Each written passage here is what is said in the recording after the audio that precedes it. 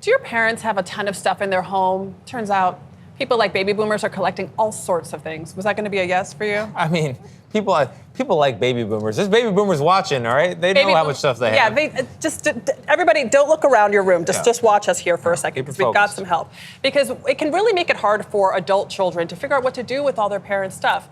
Business Insider recently ran a story called The Boomer Stuff Avalanche. In it, senior correspondent Emily Stewart writes, quote, "The process can be arduous, overwhelming, and painful. It's tough to look your mom in the eye and tell her, no, you don't want her prize wedding china or the giant brown hut she keeps in. And for that matter, nobody wants it either. Nobody else wants it either.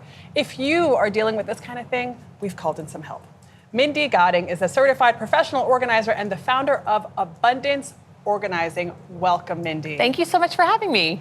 We're so happy to have you here. So is there something generational, specifically about this generation, that makes them more likely to collect? Or is it just when we age, we have all the stuff that we've accumulated in our life? Yeah, there are a couple things that are unique to the baby boomer population. So baby boomers were raised by people who grew up through the Depression, World War II. They were instilled these values of saving, of making sure that you're frugal. And then we also know that they came of age during a time of economic prosperity, wealth, affluence. So we have this confluence of these values where we have a lot of consumerism and materialism, but also the want and need to save those items. To not throw anything out. And then of course also we know that baby boomers are staying in their houses. So 40% of baby boomers are staying in their houses at least 20 years or more.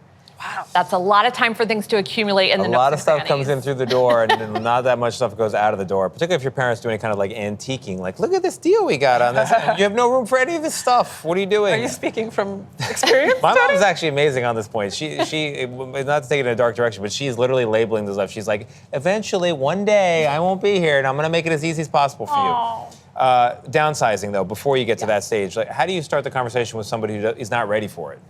I mean, it's never too early to start. And actually, this conversation, the timing here is really spot on because we're going into the holiday season. A lot of people are going to be going to the family home, visiting mom and dad, taking a look around, assessing what's going on, what's inside the cabinets, what's inside the closet, Maybe the garage. This is an argument waiting to happen. So you're suggesting people go home for Thanksgiving and kick around stuff and be like, what the heck is this, Mom?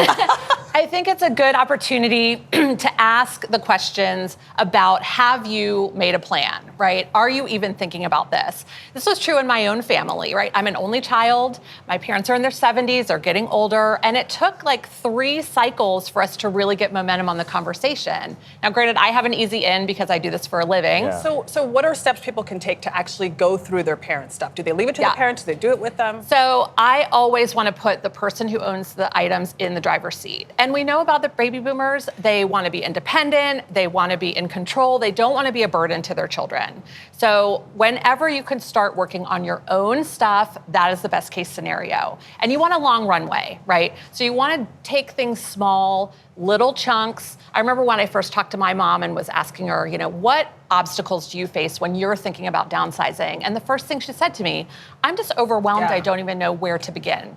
So then we have something to focus on, where to begin, instead of just this idea of downsizing the whole house. So did you go room by room? What was your plan? Yeah, I always recommend that people start in small spaces that are contained and that are low emotional sensitivity, right? So we're talking about the cabinet under the sink, the medicine cabinet, the linen closet, right? The entryway closet, all those spaces that you're less likely to run into, great Aunt Millie's photos. Emotional landmines. And you feel good once you clear it out. You should get Mindy's number because professional organizing is a really big help. I used not Mindy, but a different professional organizer. It was amazing. I completely endorse the whole industry. I need your help. Very valuable. Yes. Thank you very much, Mindy. Appreciate you being here.